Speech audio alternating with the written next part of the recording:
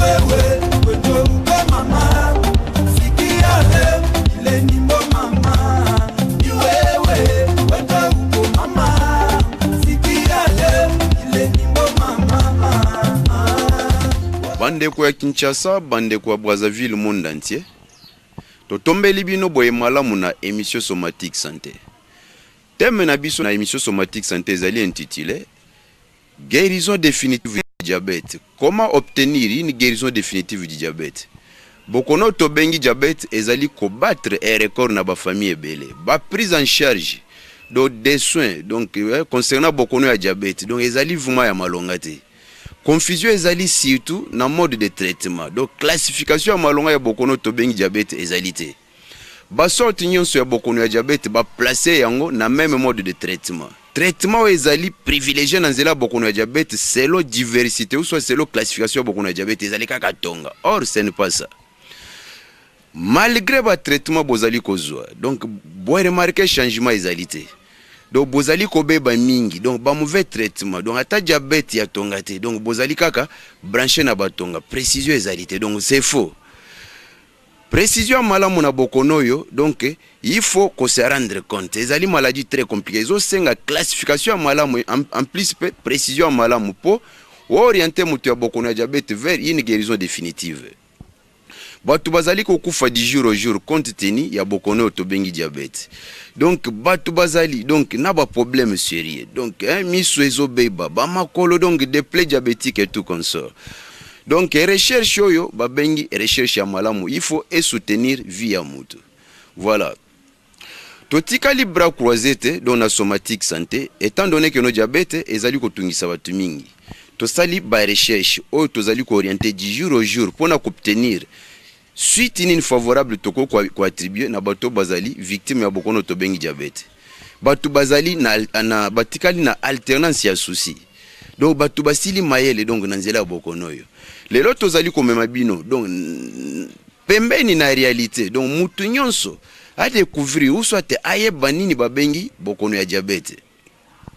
Orientation nini okoko sala yo mutu ozali victime ya bokono ya diabète donc même ka komemo vers une guérison définitive. Nini okoki ko sala pona obtenir guérison donc définitive na nzela bokono to bengi diabète. Diabète ezali maladie très compliquée. Ezali ko senga précision, ezali ko senga classification malamu. Donc diabète ezali donc ba sorte belé. Donc diabète donc ce n'est pas n'importe quelle maladie. Oh lelo ba komi ko influencer médecine na ba modalité nyonso. Donc ba komi si bokono yo et komi donc na ba étape oyo bato bazo souffrir énormément. Or diabète ezali maladie comme toutes les autres maladies. Ezali ko senga précision. Na analyse, précision, donc na diagnostic. Ezali ko senga précision na mode de traitement. Carrément ozali ko racheter via mutu. Carrément ozali ko soutenir donc mutu azali victime ya bokono ya diabète ko orienter vers une guérison définitive. Or diabète ezali maladie donc lokola ma maladie nyonso donc ezali ko senga précision malamu. Diabète donc carrément ezali ko sila libela ceux qui ont rencontré traitement ya malamu.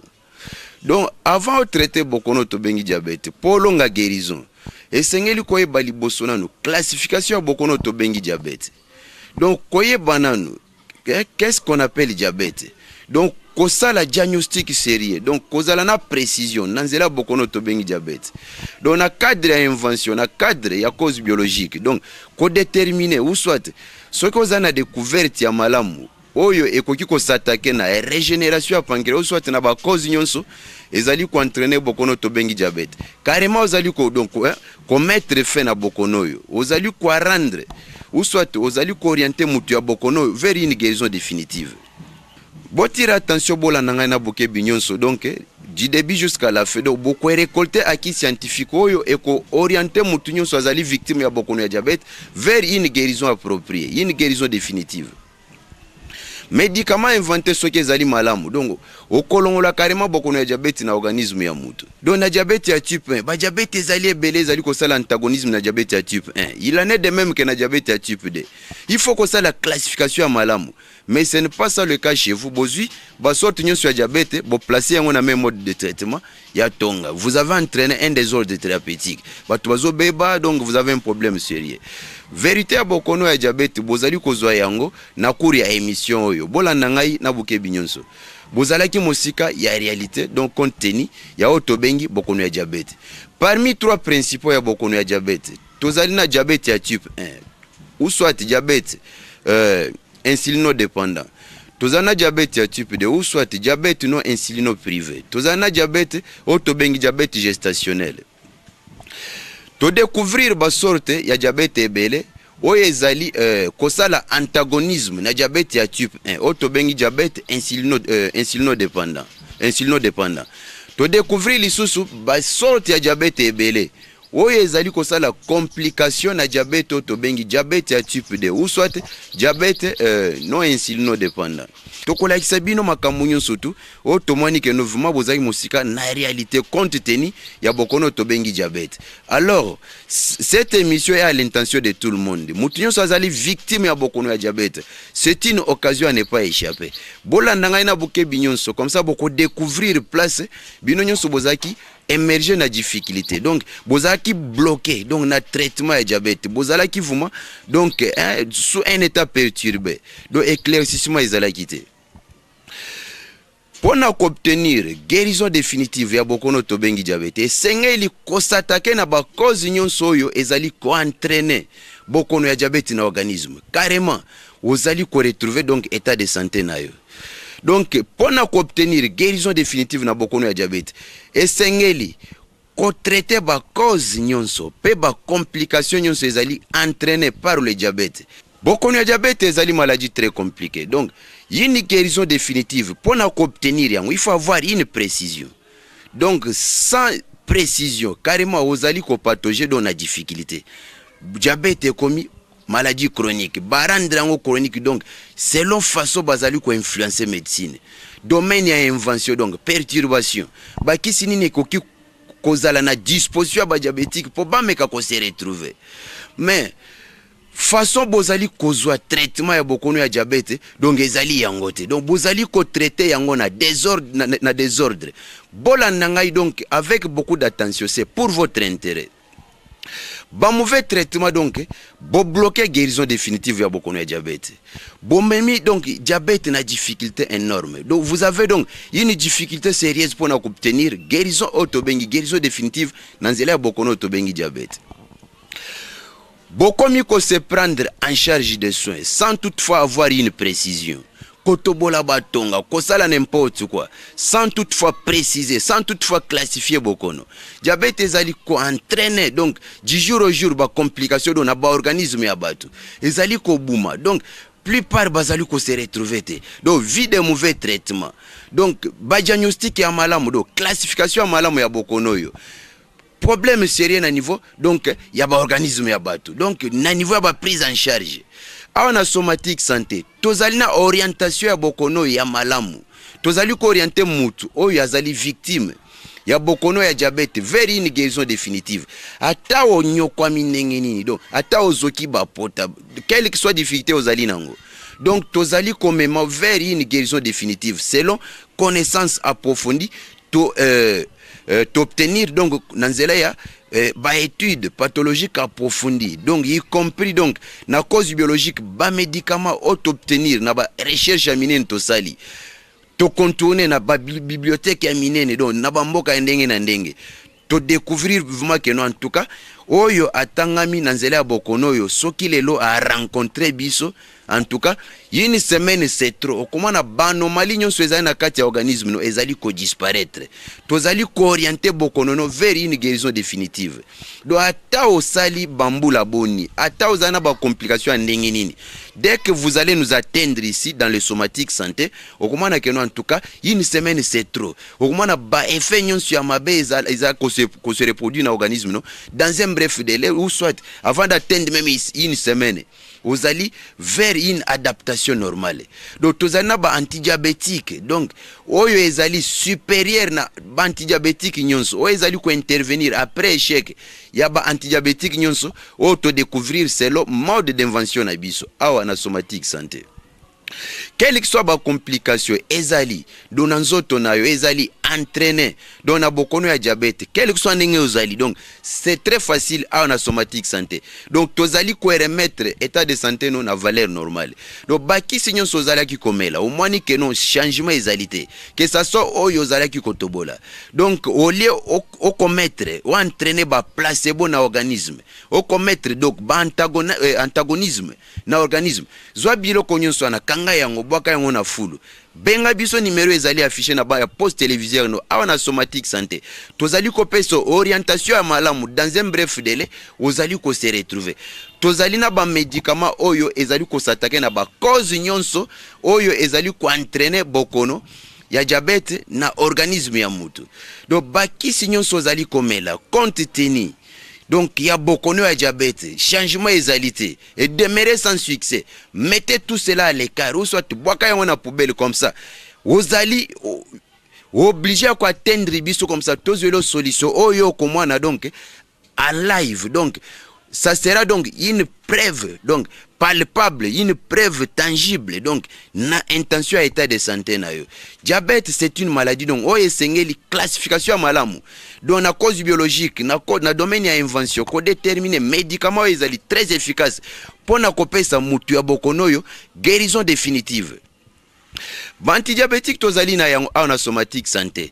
Donc pendant une semaine vous allez remarquer donc vous avez une évolution énorme na état de santé na yo.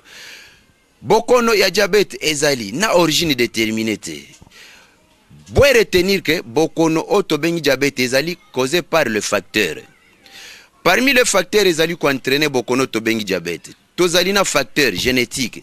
Tozali sous na facteur ya régime alimentaire. Tozali na facteur génétique na facteur ya régime alimentaire. C'est parmi les facteurs oyo ezali ko entraîner bokono tobengi diabète. Na facteur ya régime alimentaire pozo bokono ya diabète. Do ezali soki ozali kolia biloko oyo ezali richité en plan énergétique. C'est lo ba izine ebele ba tongeli bino mboka Congo, vous avez un problème sérieux. Soki ozali kolia ba biloko ezangi ba élément nutritif carrément okobela bokono ya diabète. Excès à coller biloko ezali na perte important donc il y a pourcentage de substances nutritives carrément okobela bokono ya diabète ba aliments industrialisés. Donc ce que vous allez coller yango mingi avec excès ou soit de part et d'autre tokoloba yango ouvertement na télévision pour tozo risquer de déstabiliser ba usine ebele ou ils allaient implanter na mboka ya Congo. Donc vous avez un problème sérieux na niveau du régime alimentaire. Donc ba aliments industrialisés donc carrément donc vous allez kobela bokono yo ou soit okozala victime ya bokono tobengi diabète po yango ezali ko entraîner donc excès de cholestérol na kati ya organisme ezali ko entraîner ba lipide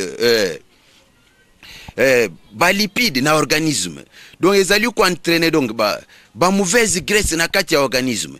Donc potoloba donc taux de valeur secret vous allez nous consulter donc confidentiellement carrément tokopeso disposition normale ou soit condition normale donc il y a un régime alimentaire vous devez vous protéger.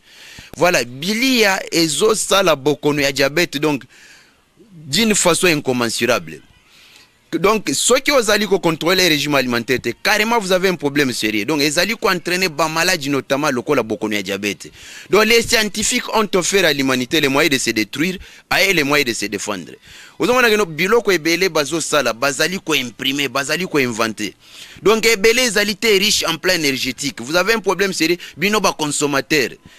Ceux qui n'ont lobby, le docteur Clément au lobby. Alors, je m'abstiens. Comme ça, pour votre information, vous allez nous contacter. Industrie Tony na Congo et Belemususu, ils allaient endommager Batumingi. Parmi les facteurs de régime alimentaire, ou soit, c'est le facteur dont il y a régime alimentaire. Donc, ils allaient causer diabète. Donc, vous en avez assez. Contrôlez le régime alimentaire. Ou soit, pour un mode de vie normal. Okobenga comme ça tokopé sur disposition normale.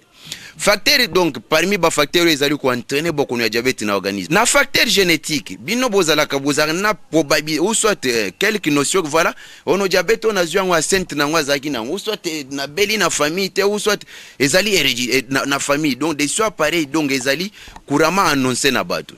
Facteur na facteur génétique, c'est-à-dire ceux qui bozali na même support ya caractère héréditaire na à centre oyo abela bokono ya diabete carrément okobela maladie otobengi diabete. Ou soit soki bozali na même élément de chromosome na soit papa ou soit maman mais soki abela bokono ya diabete yo pe soki ozali ko contrôler un régime alimentaire te carrément okozala victime ya bokono ya diabete okobela yango. Nde diabete ezali koya donc d'une manière héréditaire ou soit na caractère héréditaire soki bozali na même support il y a un élément de chromosome avec un ancêtre oyo abera bokono oyo mais soki ko contrôler bilial ya te selo ba izine ezali mingi na mboka Congo vous serez victime donc de maladies donc nommées diabète. Soki yo mutu ozali na même élément de chromosome na ba parents ou soit na ba centre babela bokono ya diabète ozali na possibilité ya kobela bokono yo carrément il faut au contrôler bilialia kebana bilialia pona bokono ya diabète to sali recherche fondamentale et appliquée o ezali ko orienter ou soit ko soutenir vie ya diabétique azomi sentir à l'aise. Tozali kopesa guérison définitive bokono ya diabète donc carrément ozali kozonga normal. Ba médicament naturel tozali na yango ana somatique santé ata onyokwa mindenge nini donc ata ozali na état nini misu flou donc makolo crampe donc kosuba mingi donc ozali na problème sérieux na niveau ya organisme no motema ezali koningana donc ba effet nyonso oyo ozali ko sentir donc alimentation ya bokono ya diabète carrément tango ozali liboso na biso na cause biologique tozali na yango ezali très efficace pona ko s'attaquer na ba anomalie nyonso ezali ko entraîner bokono ya diabète na organisme carrément ozali ko zonga normal. Donc dans 3 jours d'abord ozali ko constater changement normal donc changement e kozala di na fiabilité ya pancréas na yo donc ata onyokwa mindenge nini donc ba effet secondaire nyonso tout ozali ko sentir ezali ko disparaître donc avant d'atteindre une semaine vous êtes dans un changement donc énorme. J'ai dit bien énorme. Et là, quand on a expérimenté en autant, vous allez contacter. Un traitement est responsable. Au comment vous êtes en train d'évoluer. Donc, vous allez beaucoup expérimenter la guérison de bokono tobengi bokono ya diabète. Vous allez traiter bokono avec beaucoup de précision. Vous allez la classification de bokono d'une manière donc scientifique. Et puis, tout ça, les recherches, ils allaient orienter bokono vers une guérison définitive. Ils allaient soutenir diabétique vers une guérison définitive. Diabétique, donc, vous allez se retrouver. Ensuite, diabète, nous, ils aussi la libelle dans l'organisme. Vous allez na poser à kobika na bokono yo. Numéro ils allaient afficher na bas de poste téléviseur no. Contactez biso. Carrément place tozali. Donc, toko orienter yo.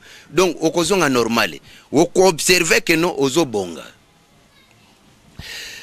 Diabète ezali kosenga donc précision. Maladie au babengi diabète ou soit ezali kosenga classification normale. Lelo bozali ko comme ça diabète na étape ya chronicité suite au mauvais traitement. Ba prise en charge thérapeutique ezali na mbutu ezali na désordre. Connaissance approfondie ya bokono tobengi diabète ezali te. Diabète ezali très compliqué. Il faut que ça la classification à malamu. Malgré comme si diabète non na étape ya chronicité. Maladie obabengi chronique, obabengi incurable, c'est-à-dire ezali maladie ezali kozela soki ezui traitement ya malamu, carrément ozali kobonga, carrément ozali ko se retrouver. Elingi koloba teke no bokono babengi chronique okufite. Boumeli mingi na ba diabète, bobebaka te, c'est-à-dire ezali maladie oyo ezali kosenga une fois embrasser médicament ya malamu ozali ko se retrouver ozali ko sepela. C'est ça ce que nous appelons une maladie chronique, c'est-à-dire ezali maladie donc en stand-by en attendant traitement ya malamu. Batu nyonso toyambi awa na somatique santé ata diabète na we nyokoli ndenge nini ata ekomi na étape ya chronicité ba médicament na biso ezali kozongisa yo normal. Okozala preuve ya témoignage ya traitement awa na somatique santé yo mutu ozali victime ya bokono ya diabète tozali ba responsable vous allez faire face à un traitement responsable. Biso tozali ko s'attaquer na ba cause nyonso ezali ko sala bokono ya diabète na organisme ya mutu carrément ozongi normal. Tozali ko salisa bokono ya diabète libela donc avec beaucoup d'expérimentation. Que faut-il faire pour obtenir guérison définitive nanzele ya bokono tobengi diabète? Cause nini et comme si lelo bokono ya diabète et comme maladie incurable et chronique? Vous devez tirer beaucoup d'attention. Rare ezali mingi na domaine ya invention. Ba médicament ebele ezali inventé donc pona bokono yo mingi ezali kaka donc ba calma ezali ko aboutir na échec. Po ba inventaire ba comprendre en profondeur eloko ba bengi bokono ya diabète te. Bazui ba diabétique nyonso ba tie bango na alternance de soucis. Ba tie bango musika ya réalité. De part et d'autre ba commercialiser ba médicament na bango. Vous allez prise en otage na ba injection. Vous avez une difficulté sérieuse, souffrance, un diabétique. Ba erreur mingi to découvrir yango selon to tamboli pona ko trouver solution na bokono yo ezali na domaine ya invention. Et puis ba diabétique bazali donc na orientation ya malamu te na ba prise en charge. Ba sorti nyonso ya bokono ya diabète ba placer yango na même mode de traitement. Précision ezalité traitement bozali kozwa donc na désordre okobika ndenge nini. Ba charlatan ba telemi donc de part et d'autre bazali ko influencer médecine na ndenge na bango. Bokono ya diabète ba commission de plus par donc très compliqué. Ba commission donc bokono moko donc lokola bokono moko ezaka na solution te. Na domaine ya invention fouti. Vous allez commettre un médicament, mais bobi. Donc, vous prenez le médicament. Donc, vous observez donc des difficultés donc, énormes dans des organismes. Vous avez des problèmes sérieux. Bas médicaments de part et d'autre. Hein? Donc, égalité. Donc, vous allez prendre en charge des soins. Comme vous guérir par les mauvais morales. Traitement ya malonga égalité pour obtenir guérison donc na bokono to bengi bokono ya diabète ba invention ya mabe vous allez bloquer mais to découvrir réalité vérité ouais ezali na nzela bokono yo oyo lelo mutu nyonso azali victime ya bokono ya diabète carrément azali ko se retrouver na vérité to découvrir diabète ezali maladie ezali ko senga précision na intelligence avant ya ko affronter mode de traitement. Ce n'est pas n'importe quelle maladie. Or, médecine ezali, institution scientifique, médecine, ou soit tes recherches, il faut soutenir vie à moutou. Médecine, il faut, donc, médecine est là sous un aspect ordinaire. Moutou ya bokono. Donc, moutou ya bokono, ça n'a pas ça ya guérison. Et là, quand on a recherche, c'est soutenir vie à moutou. Moutou nyonso ya maladie azali na foi na postulat scientifique. Mais ouais comme mbutu donc médecine ezali influencé donc médecine est comme donc selon mutu na mutu. Or médecine il faut ezala donc ezali institution scientifique donc ezali science exacte, c'est une science de précision. Une fois ce que vous tapez à côté, vous allez endommager la vie d'une personne. Dans tout ça il faut une précision, une classification. Donc un diagnostic sérieux.